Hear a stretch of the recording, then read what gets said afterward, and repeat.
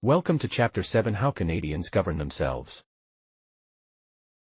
Government System. There are three key facts about Canada's system of government. Our country is a federal state, parliament democracy, and a constitutional monarchy. Federal state. There are federal, provincial, territorial and municipal governments in Canada. In 1867, the responsibilities of federal and provincial governments were defined in the British North America Act, now known as the Constitution Act, 1867. Federal government responsibilities.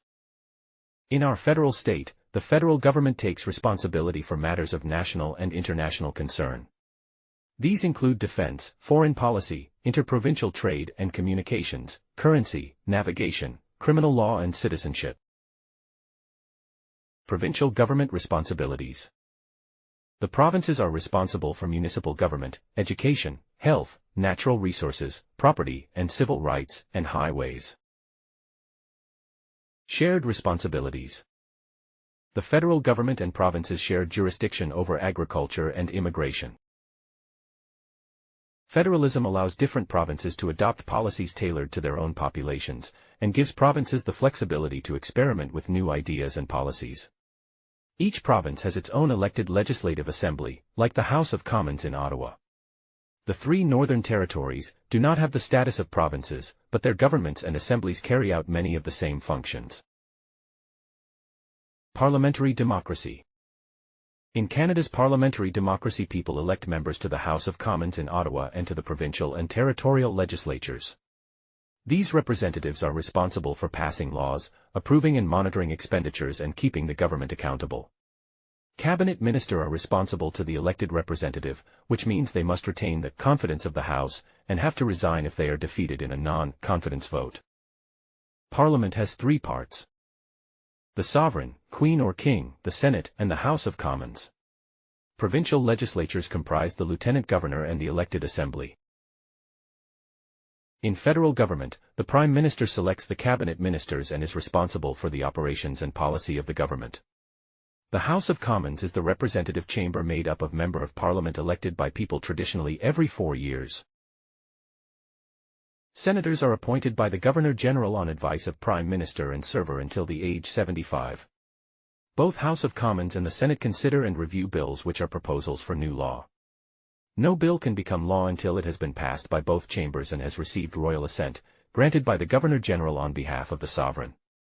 Living in a democracy, Canadian citizens have the right and responsibility to participate in making decisions that affect them. It is important for Canadians aged 18 or more to participate in their democracy by voting in federal, provincial, or territorial and municipal elections. Making laws. There are 7 steps for a bill to become a law in the legislative process. Step 1 is first reading, in which bill is considered read for the first time and is printed. Step 2 is second reading, where members debate the bill's principle. Step 3 is committee stage, in which committee members study the bill clause by clause. Step 4 is report stage, where members make other amendments. Step 5 is third reading, in which members debate and vote on the bill. Step 6 is Senate, wherein the bill follows a similar process in the Senate. Step 7 is royal assent, in which the bill receives royal assent after being passed by both houses. Constitutional monarchy. As a constitutional monarchy, Canada's head of state is a hereditary sovereign, queen or king, who reigns in accordance with the Constitution, the rule of law. The sovereign is a part of Parliament.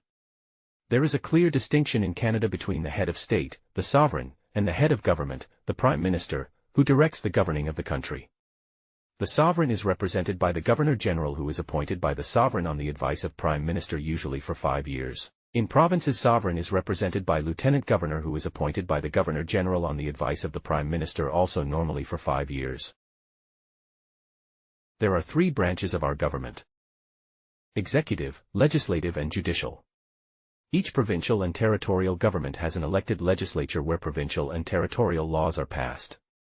The members of legislature are called members of Legislative Assembly, MLAs, members of National Assembly, MNAs, members of Provincial Parliament, MPPs, or members of the House of Assembly, MHAs, depending on the province or territory.